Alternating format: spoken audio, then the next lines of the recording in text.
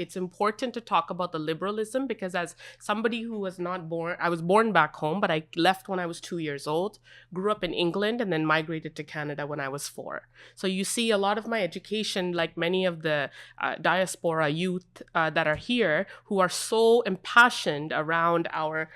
the Palestinian liberation struggle, we often see this not willingness, this disconnect in public space in the same way, perhaps, to participate in the Tamil liberation struggle. However, I remember many people engaging in protests in 2009 and attending because they understood that our kith and kin were being slaughtered, our family members, our ancestry and the liberation struggle. And I think that it's important that, as somebody who was raised in like a human rights context, saying this is what human rights are and this is what human rights are not, and that narrative that was set up, Talivar Velupula Prabhakaran, for me to be able to know what his name is, and for me to understand the legacy of Iyakam and the liberation tigers of Tamilulam, which were actually, we have to recognize, ran a de facto state.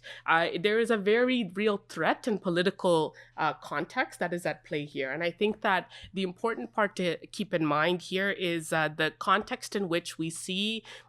we need a space, and we need to be able to eliminate this idea, this demonization of Iyakam. And we have to eliminate the